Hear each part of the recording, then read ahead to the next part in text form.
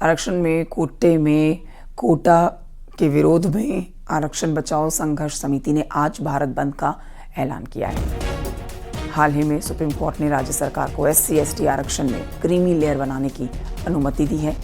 अब इस फैसले का मकसद सबसे ज्यादा जरूरतमंद लोगों को आरक्षण देने को प्राथमिकता देना है, लेकिन अलग अलग सामाजिक और राजनीतिक संगठनों ने इसका कड़ा विरोध करना शुरू कर दिया है। भारत बंद का SP, BSP और आज़ाद समाज पार्टी ने समर्थन किया है। समाजवादी पार्टी के पदाधिकारी, कार्यकर्ता और नेता भारत बंद में हिस्सा लेंगे। वहीं कांग्रेस, RJD, GMM समेत कई पार्टियों ने भारत बंद का समर्थन किया है।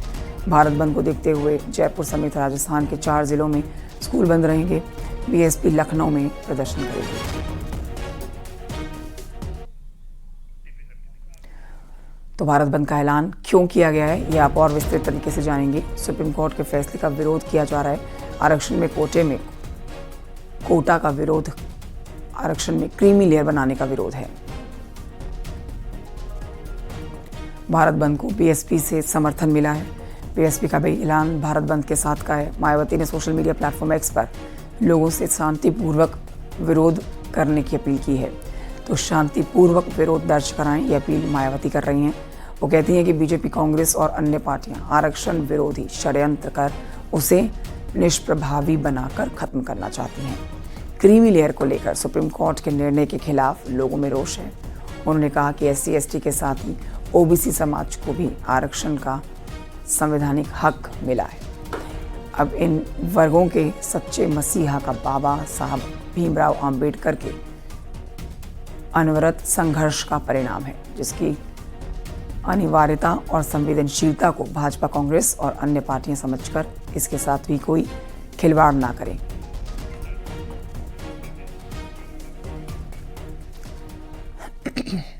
UPSC में लेटरल एंट्री वाले विज्ञापन पर हुए हंगामे के बाद में केंद्र सरकार ने अपने फैसले से अब U-टर्न ले लिया है और इसे वापस लेने के लिए कहा है।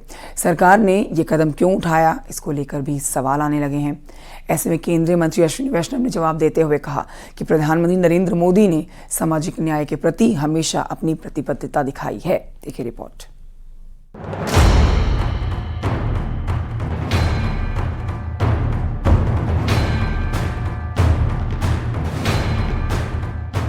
UPSC में सीधी भर्ती पर रोक क्या लगी, सियासी विवाद खड़ा हो गया।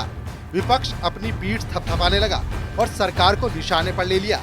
खुद जिनकी पार्टी की सरकार में सबसे पहले लेटरल एंट्री के जरिए अधिकारियों की भर्ती की अवधारणा लाई गई थी, अब वो भी सीधी भर्ती पर रोक को अपनी जीत बता रहे हैं। दरअसल 17 अगस्त को 45 पोस्ट पर वैकेंसी निकाली थी। 20 अगस्त को लेटरल एंट्री के विज्ञापन पर रोक लग गई। प्रधानमंत्री के आदेश के बाद विज्ञापन पर रोक लगी है। साथ ही UPSC चेयरमैन को नोटिफिकेशन रद्द करने का आदेश भी मिल चुका है। UPSC में लेटरल एंट्री एक बहुत ही ट्रांसपेरेंट मेथड जो लिया था, उसमें रिजर्वेशन के प्रिंसिपल्स लगे, ऐसा निर्णय लिया है। आपने देखा प्रधानमंत्री श्री नरेंद्र मोदी जी ने हमेशा सामाजिक न्याय के प्रति अपनी प्रतिबद्धता दिखाई है। OBC कमीशन जो कि एक बहुत ही साधारण सी बॉडी थी, उसको एक संवैधानिक दर्जा दिया। यानी UPSC में सीधी भर्ती पर विवाद बढ़ने से पहले ही रोक लग चुकी है। हालांकि राहुल गांधी, अखिलेश यादव, मायावती और विपक्ष के तमाम नेताओं ने सीधी भर्ती के खिलाफ आपत्ति जाहिर की थी और संविधान के साथ आरक्षण का मुद्दा उठाया था। वहीं सरकार के इस फैसले के बाद अखिलेश यादव ने इसे PDA से जोड़ दिया।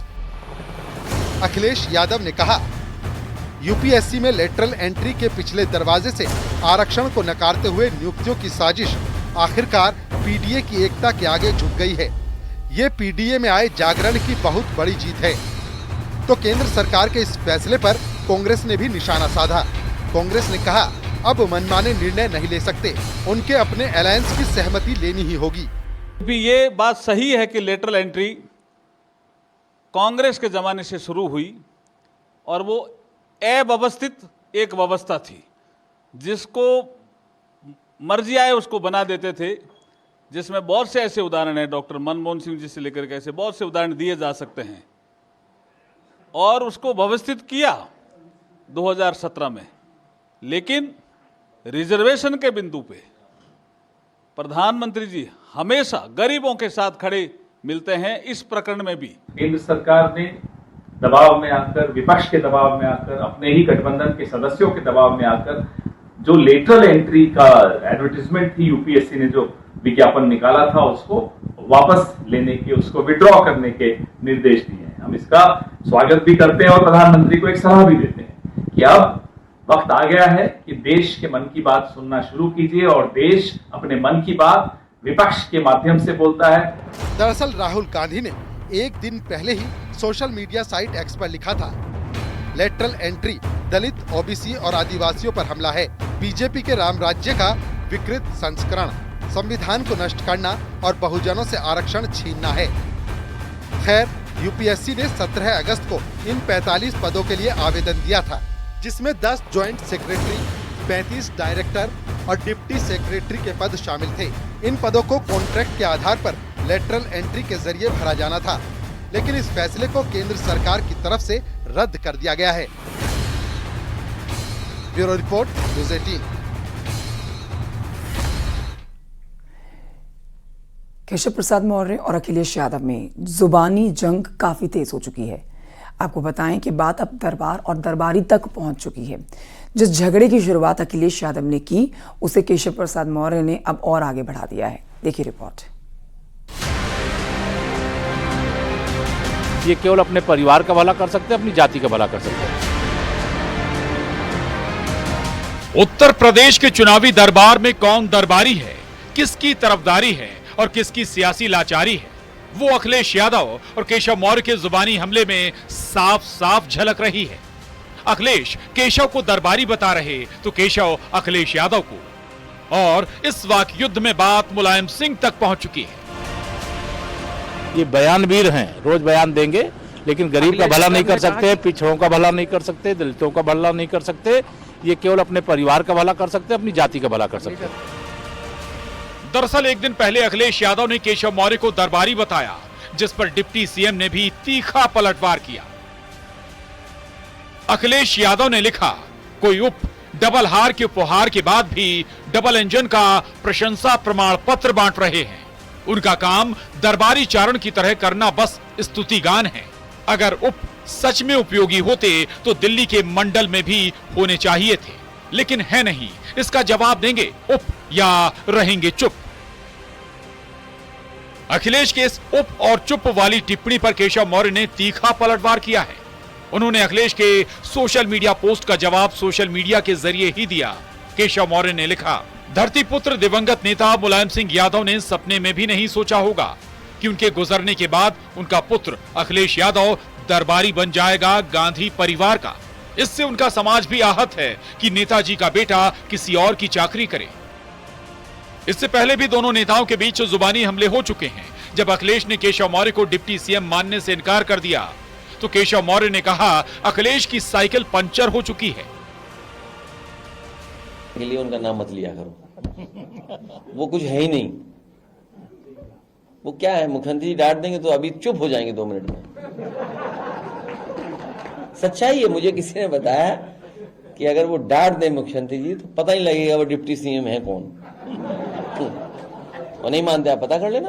अखिलेश यादव जी का खेल खत्म हो चुका है। झूठ बोल करके उनकी साइकिल जो पंचर थी उसमें हवा भर लिया उन्होंने लोकसभा के 2024 के चुनाव में।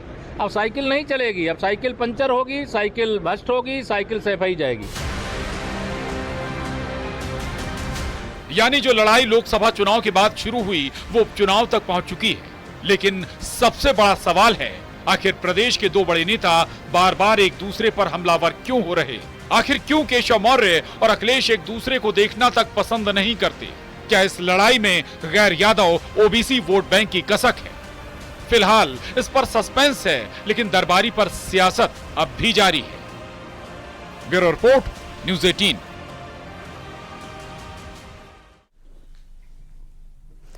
शाहजहांपुर के मौसम की बात करेंगे। शाहजहांपुर का मौसम का मिजाज पूरी तरह से बदल गया है। बारिश के बाद सुबह से यहां पर धुंध छाई हुई है, विजिबिलिटी कम हो गई है। तापमान में गिरावट से लोगों को गर्मी से राहत मिल गई है।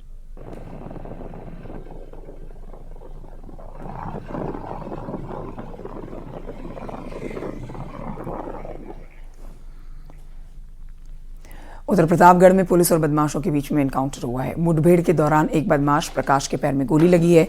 बदमाश को अस्पताल में भर्ती कराया गया। शातिर पर चोरी, गैंगस्टर और NDPS एक्ट के तहत 16 मुकदमे दर्ज हैं। लालगंज कोतवाली के शीतल महू के पास मुठभेड़ हुई है।